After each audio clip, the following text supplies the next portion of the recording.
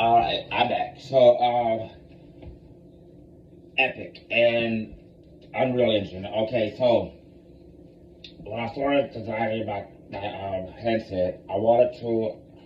I realized that with YouTube create studios, you have things like footage or videos like that you make, in real time, if you so choose, or you can use a cinematographic or whatever like that. Not cinematographic, I chose Unreal Engine,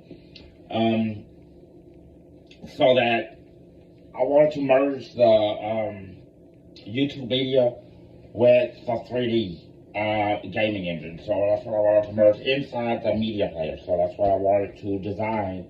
And so you can import that into your Xcode. When you work for Unreal and you work for Apple, you have an Xcode, and it will connect you to design through your Xcode, where you can use C++, which is what you use when you use Unreal Engine. Unreal Engine is one of the engines that we use. We use DirectX, which is, when I was in college, we used, I started out in video game design, so we use DirectX, which is basically just like Xcode, but it's not just like Xcode, it's different, the interface is different. I didn't like it as much as I like Xcode. I enjoy Xcode. So, you can utilize that for that, but I want to utilize it as like, you see how a movie plays, or a movie is. I know everyone understands video games and things like that. I know this ain't nothing new, but it's a new experience. It's not a new concept or a new thing or a new website, but it's a very new experience because you design the movie that you play the part of that person in that movie, where you watch it, and then key parts of that movie. It's not like a game that you sit there and play constantly. It's an interactive experience. So it's designing a story that's engaging enough to keep you watching the story, that has good acting, that has good plots, it's not just, cheesy video game stuff, but it has good acting, good plots. Hopefully it has featured movie stars, that we watch today in movies that go to theaters to pay and watch.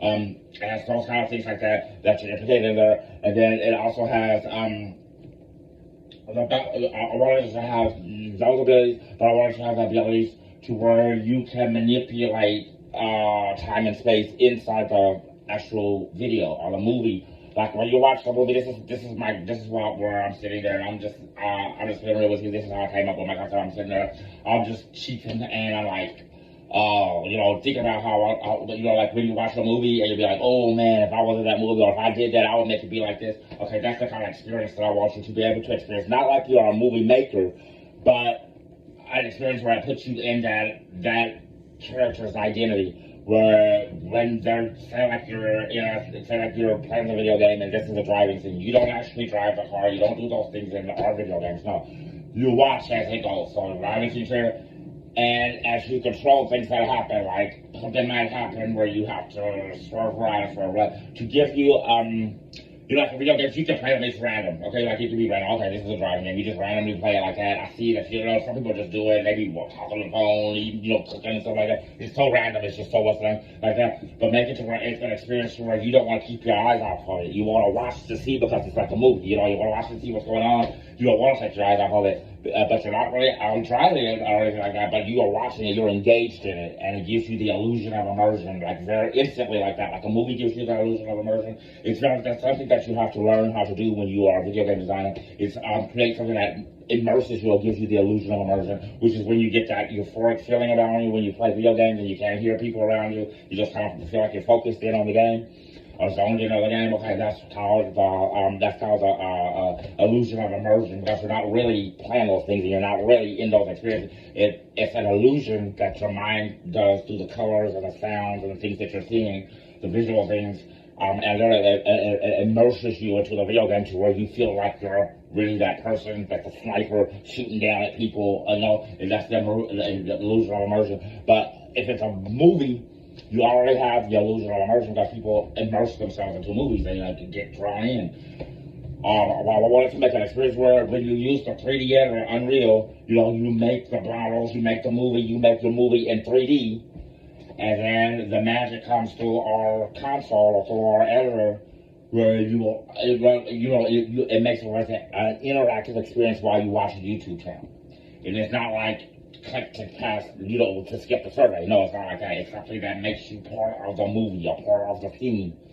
So that's what I wanted to design, and that's why I wanted a 3D engine. So Unreal Engine is open source, so anybody has the ability to jump on board and come and make indie games for us.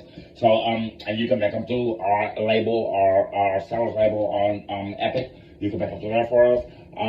You can make them through lenses for Snapchat, and you can play Snapchat right here on YouTube Shorts. So that's what I wanted to create, something like that. And I chose the platform of YouTube because I thought, okay, why does everyone have YouTube? No matter what device you have, everyone in this world has a YouTube account. So if I were to sell one handset to just every person that has a YouTube, I would already be a billionaire 5 or 6 times over because it's the biggest media platform in the world. Probably in the universe. I think Martians even watch YouTube. So that's what I wanted to rate or something like that. And I wanted to give this is why we serve up at Ruth Brothers LLC. We serve up a piece of the pie. I wanted to give everybody else the opportunity to get a piece of the pie. So I have used open source hiring and open source coding. So if you don't know how to do it and you have the ability to do it, you have the funding to do it, you can go ahead and make an indie game. If you don't have the funding, but you have the ability and you have the skill level and the backup of your literacy and paperwork and education, then you can go ahead and you can start a program and use our Charles Schwab to get you a broker, get your investments together, use brackets, weigh it all out, see what the risks are, if it's worth it, if it's not worth it, and then start your development. That's how I want everything to work smoothly. That workflow is just smooth as butter on toast. And you do it on your own leisure. If you want to make indie games, you do it on your own leisure. And it's convenient, it's easy, and if you can get 100 subscriptions, so you can get the live stream on YouTube, okay, you can get 100 sales on your indie games through YouTube, selling them, So, and check it out. Like I told you, everyone has YouTube, so everyone has a YouTube account. You got an indie game, you sell it for 99 cents, you might be a billionaire tomorrow, So, check it out, and we will be new. So, there's no other video game that you can play on YouTube. That's the only one that does it. So, the first one. So, there are video game videos you can put on this channels that play video games, that show video games on video, but they don't actually play with them. They're not interactive. They're just videos. We offer video games. It's literal. Videos on top and games. Video games. So check it out. That's how it works. Join in. Become an indie. Become a freelancer. Let's play video games.